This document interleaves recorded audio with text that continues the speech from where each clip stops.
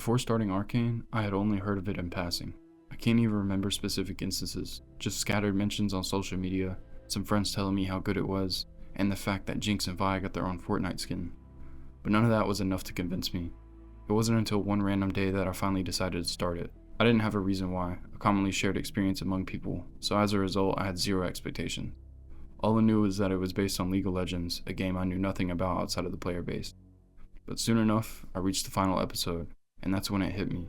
I had just experienced something that would very clearly be forever referenced as a successful video game adaptation. Yet, something felt different. Normally, when I finish an incredible piece of media, I get that rush of emotion, whether it's that immediate realization that either I've just found a new all-time favorite, or I've found something I'll never pick up again.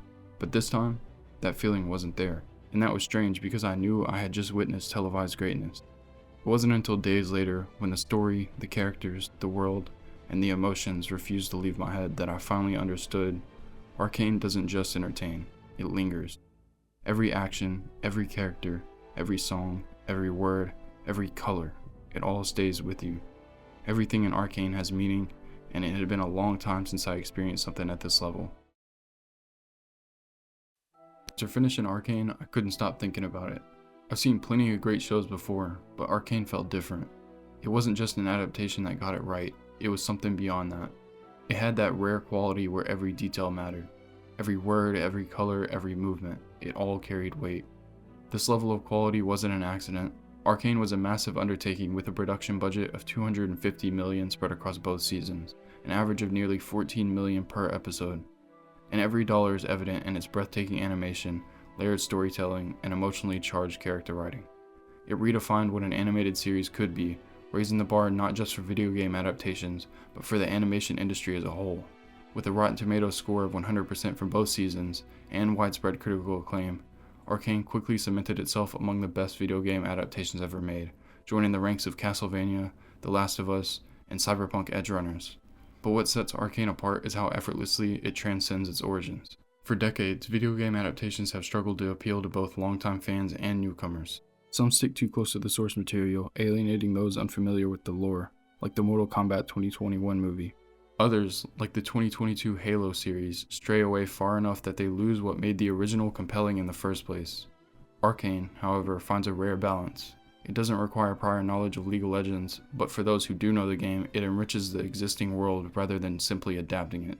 This is evident in how it introduces key elements of League's lore. Hextech, for example, isn't just dropped in for the sake of fan service. It's woven seamlessly into the narrative as both a driving force for the plot and a tool for world building. As someone who knew nothing about League of Legends going in, I never felt like I was lost or missing something. I was completely immersed in the world of Arcane, and that's a testament to the quality of its writing. Beyond its world building, Arcane is a cultural phenomenon. It won 22 awards, was nominated for 17 more, and holds a 9 out of 10 rating on IMDb from nearly 400,000 users. Even the most die-hard League fans embraced it, with many saying it deepened their appreciation for the game's lore. But what's more impressive is how it drew in an entirely new audience.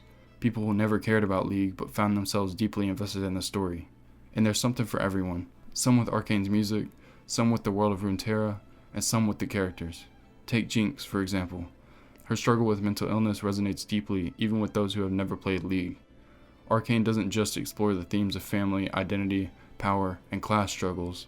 It fully immerses you in them, making every conflict feel real and deeply personal.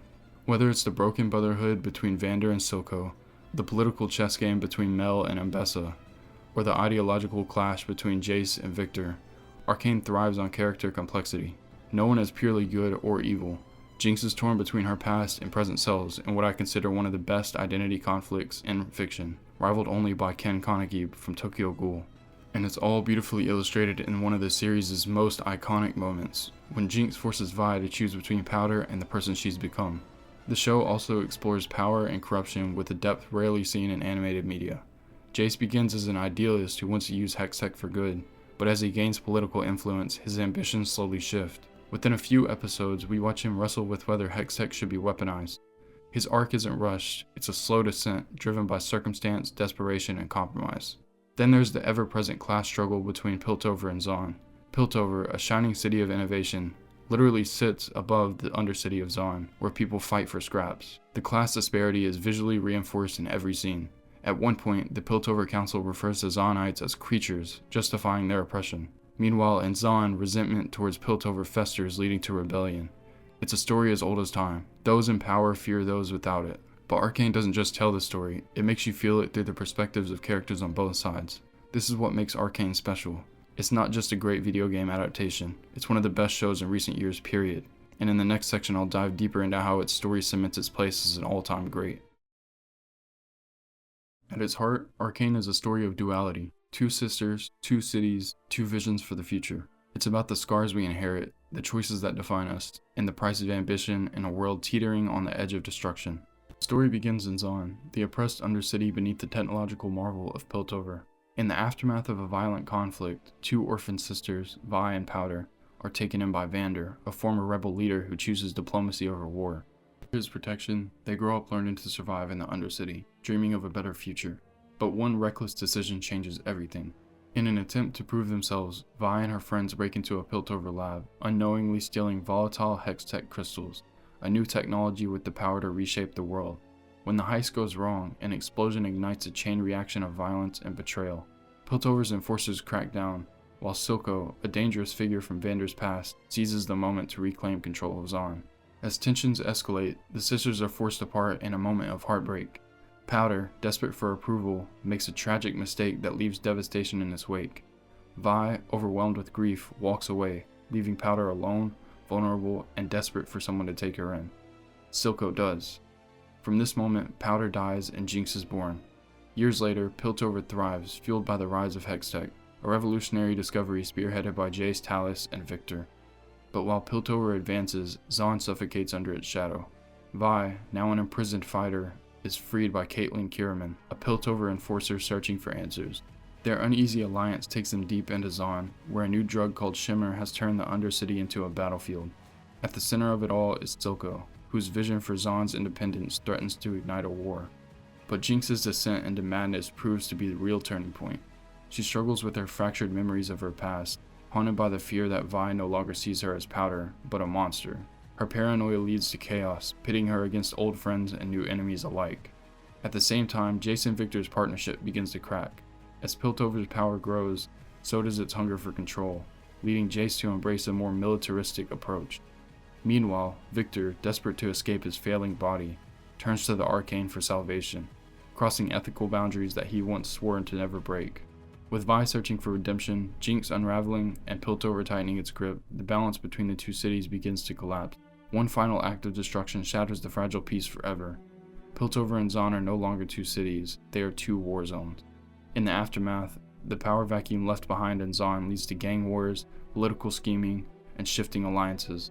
Savika, Echo, and new factions fight to stabilize the city, while Ambessa Medarda, Mel's mother and a ruthless warlord, sees an opportunity to seize control. Meanwhile, Jinx isolates herself, grappling with guilt and the ghost of her past. She finds an unlikely companion in Isha, a street-smart survivor who idolizes her legend. But as Jinx tries to escape her identity, the world refuses to let her forget who she is. Above in Piltover, Caitlyn, now fueled by vengeance, leads an elite force against Zaun, but her once clear sense of justice begins to blur, especially as Vi refuses to side with the enforcers. Their bond fractures, and for the first time, Vi realizes that trying to fix things may only make them worse. As tensions escalate, Piltover prepares for an all-out war against Zaun. Weapons are built, armies are mobilized, a reckoning is coming. In the depths of the Undercity, something stirs. Sing's experiments have awakened something unnatural, something with clawed hands, glowing eyes, and a fragmented memory of the man he once was. And then a single word escapes his lips. Powder. What follows is a battle that shatters alliances, exposes long-buried secrets, and forces every character to make a choice. Vi, torn between saving her sister and stopping her, is forced to confront the past she spent years running from. Jinx, caught between her need for belonging and her desire for chaos, faces the one decision that will define her forever. And Jayce, once a visionary scientist, realizes too late that progress always comes with a price. As the final confrontation unfolds, the world is forever changed. Some rise, some fall, and others disappear into the night, only leaving whispers behind. And in the end, Arcane leaves us with one haunting truth. This war was never a fight between Piltover and Zaun. It was a story about the people caught in between. At its core, Arcane is a story driven by its characters. is not just about Piltover and Zaun, it's about the people caught in between, struggling to define themselves in a world that refuses to let them choose. What makes Arcane special isn't just its animation or world building, it's how every character feels real. No one is just a hero or a villain. Everyone is shaped by their past, their choices, and the consequences that follow. Some fight for power, some fight for redemption, some fight to survive. Jinx is Arcane's most tragic character, and at the heart of her story is identity. She starts as Powder, a hopeful but insecure girl who just wants to prove herself. But when her greatest mistake leads to the destruction of her family, she's abandoned in her most vulnerable moment. That's when Silco steps in, giving her a home, a purpose, and most importantly, a new identity. Powder is gone. Now there's only Jinx. But the question lingers, is she really? Jinx spends both seasons struggling between her past and present. Vi's return shakes her to her core. For years she convinced herself that Powder was dead, that she had to be. But seeing Vi again, calling her by her old name, forces her to confront a truth she's been running from. She wants to believe she's moved on, but she can't. She's still that same little girl, desperate for love and terrified of being left behind again.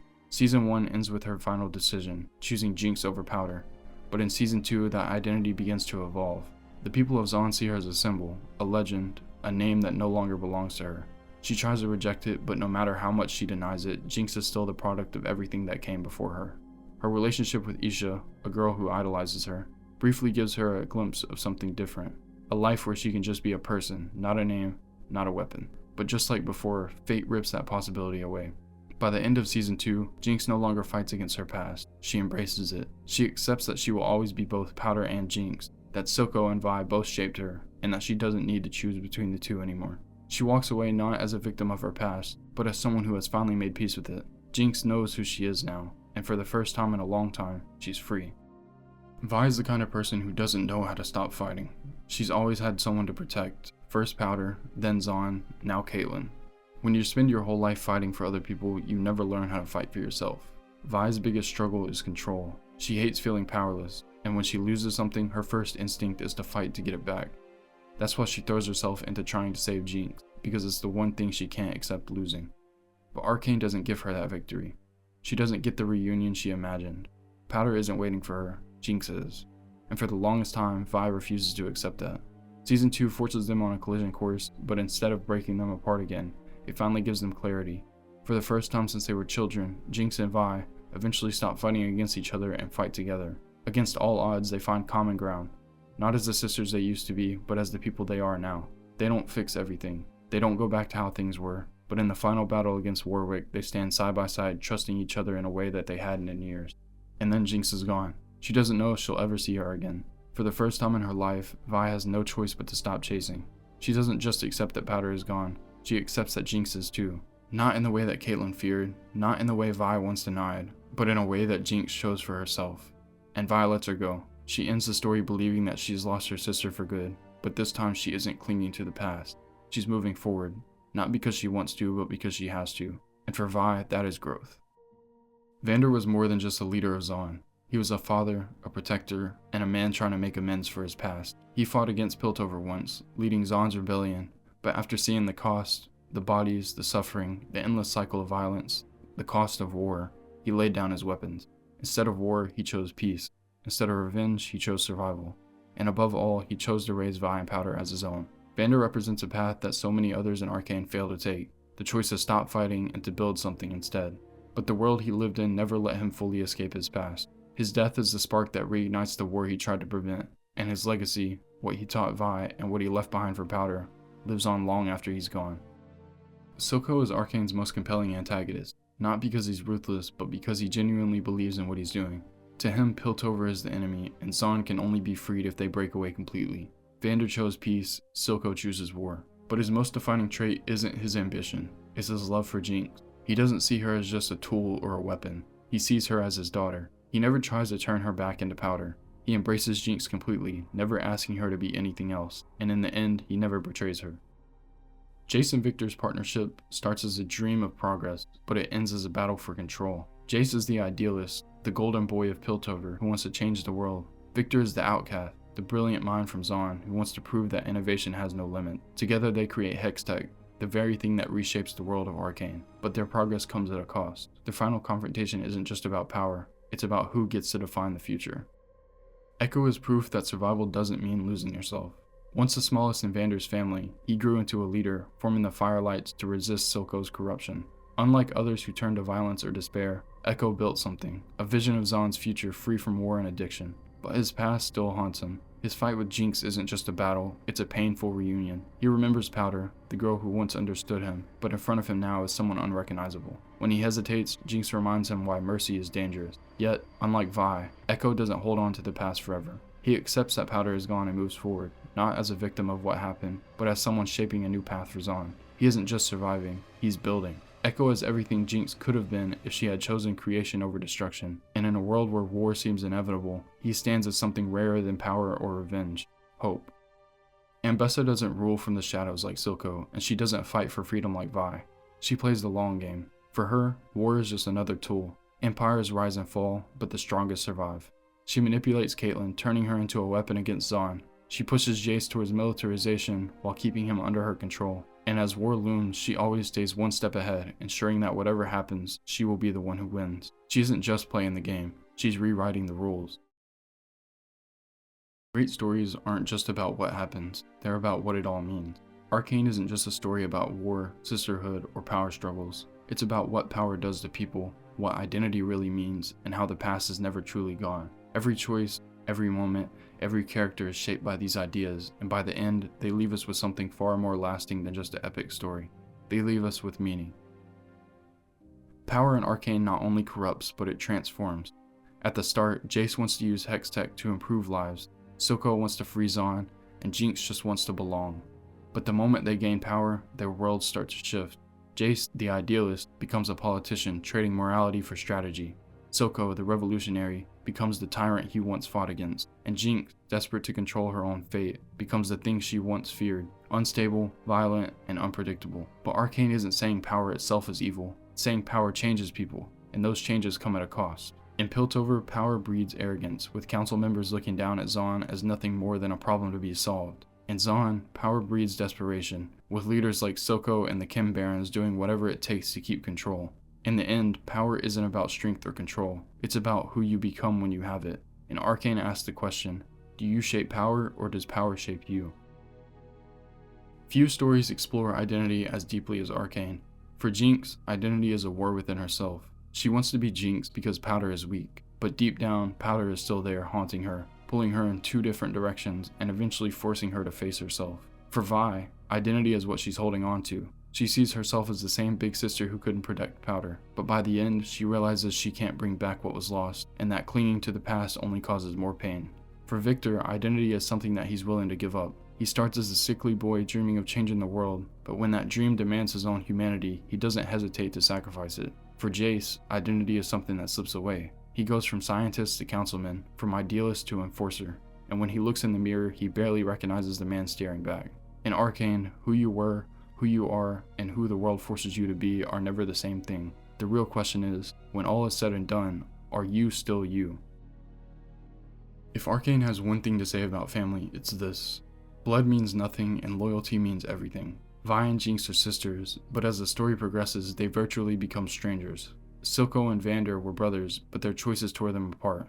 Jayce and Viktor started as partners, but in the end, one had to destroy the other. In Piltover, family is politics. Ambessa and Mel, the Medarda bloodline, the Kiramans, they don't operate on love, they operate on power. In Zaun, family is survival. Vander didn't just raise Vi and Powder, he raised an entire community. Silco wasn't just Jinx's mentor, he was the only one who never abandoned her. But love and betrayal in Arcane aren't black and white. Silco loved Jinx and still manipulated her. Vi loved Powder and abandoned her. And that's what makes Arcane's take on family so powerful. It isn't about who you share blood with, it's about who stands by you when everything falls apart. A great story doesn't just rely on words, it speaks through its world, colors, and symbols. Every frame of Arcane is deliberate. Every shadow, every light source, every splash of color tells a story. Even if you never noticed these details, they shaped how you felt. They immersed you, guided your emotions, and reinforced the themes in ways that words alone could never. Arcane doesn't just use its setting as a backdrop, it uses it as a character, one that evolves, reflects, and shapes the people who inhabit it. From the towering elegance of Piltover to the toxic depths of Zaun, every location in Arcane serves a purpose. The divide between the two cities isn't just social or political, it's visual, environmental, and deeply personal. Beyond the cities themselves, Arcane communicates through color, symbolism, and recurring visual motives, using them to reinforce the emotional weight of the story. Piltover and Zaun don't just exist side by side, they exist on top of each other. Piltover is golden, structured, and pristine, a city that prides itself on progress. Zaun is chaotic, polluted, and dim, a city that was never given the chance to progress at all. But their differences go beyond just visuals. Piltover is order, but it's also stagnation. Its people live comfortably, but only because they refuse to acknowledge the suffering beneath them. Zaun is freedom, but it's also desperation. Its people refuse to bow, but only because they never had another choice. The contrast is stark, but what makes Arcane special is that it never makes it simple. Piltover isn't purely good, and Zaun isn't purely bad. Instead, the show asks a much deeper question. What happens when one city thrives at the expense of another? The question is reinforced in every scene transition between the two. Piltover is always filmed from above, its streets wide and its architecture imposing. Zaun is filmed from below, its alleyways tight, its buildings crumbling. Even the camera angles shift. Piltover's elite look down on Zaun, while Zaunites look up at Piltover like an unreachable dream. As the story progresses, these visual contrasts begin to blur. When Piltover turns to war, its golden council chambers become shadowed and cold. When Zaun's people rise, the Undercity isn't just darkness, it's illuminated by rebellion, neon lights flickering in defiance. The more Piltover and Zaun collide, the more their visual languages start to blend. Because by the end, there is no longer a city above and a city below. They both become one. In Arcane, color isn't just aesthetic, it's storytelling. Color is used to define characters, illustrate transformations, and foreshadow events long before they happen. Jinx's color palette isn't just for style, it represents her identity crisis. Blue equals powder, the innocence she lost, the past she can't return to. Purple equals Jinx, the chaos she embraces, the person she's becoming. Throughout the series, her colors constantly shift. Sometimes she's bathed in blue light, looking small and vulnerable. Other times she is engulfed in purple, fully embodying her new self. But by the end, her hair, once entirely blue, gains streaks of purple. She isn't choosing one identity over the other, she is accepting both. She is Powder and Jinx. Warwick's transformation is visually coded through color. Before his full transformation, his shimmer tanks glow red, symbolizing rage, pain, and uncontrolled aggression. As he awakens and begins to regain fragments of his past, the tank shifts to green, symbolizing evolution beyond mindless rage. His color shift isn't just about physical change, it represents his growing awareness of who he used to be. Great visual storytelling is about repetition. Arcane introduces symbols early and lets them evolve. Characters in Arcane often see themselves reflected in mirrors, glass, or water, and they never like what they see. Jinx looks in a mirror and sees Powder staring back, mocking her, or she sees a fractured version of herself, just like her mind. Vi also looks at herself in a broken mirror, realizing she no longer recognizes the person she's become. In Arcane, reflections aren't just about seeing yourself, they're about confronting who you've become. Arcane isn't just a great video game adaptation, it's a testament to what animation, storytelling, and world building can achieve when given the time, care, and passion they deserve. It's rare for a show to strike such a perfect balance between spectacle and substance, between intimate character moments and large-scale conflicts, between deeply personal struggles and the weight of an entire city on the brink of collapse. This isn't just a story about Piltover and Zaun, it's about the people caught in between, people struggling to define themselves in a world that's constantly trying to define them first. It's about power, identity, family, and the choices we make when we feel like we have nothing left. What sets Arcane apart isn't just its breathtaking animation or its impeccable soundtrack, it's how every single moment matters. Every word spoken, every glance exchanged, every piece of music that swells at just the right time, it all adds up to something greater. The emotions it evokes linger long after the screen fades to black. The characters, their victories, their losses, they stay with you. Watching Jinx, Vi, and every other character's story unfold simultaneously, we aren't just witnessing a war between two cities, we're witnessing the pain of ambition, the burden of legacy, and the ways people break and rebuild themselves over and over again. And just like in life, there are no easy answers. By the time the second season ends, we don't get the kind of closure we might expect. Some wounds begin to heal, while others remain open. Some characters find purpose, while others disappear into the unknown. Some escape their past, while others realize they were never meant to. And that's why Arcane feels so real. It understands that life doesn't wrap itself up neatly, it keeps going. There's so much more that could be said about Arcane. Its direction, its characters, its storytelling, it's all meticulously crafted, yet it never feels calculated. It feels raw, emotional, and human. Even after breaking it down, it's impossible to fully capture what makes it special. So if you haven't watched it yet, I highly recommend that you do. And if you have, you already know why it deserves to be remembered. Not just as one of the best adaptations ever made, but as one of the greatest animated series of all time. Thank you for watching. I hope this video deepened your appreciation for Arcane, or maybe even inspired you to see it through a new lens. And if it did, let me know what it meant to you. Until next time.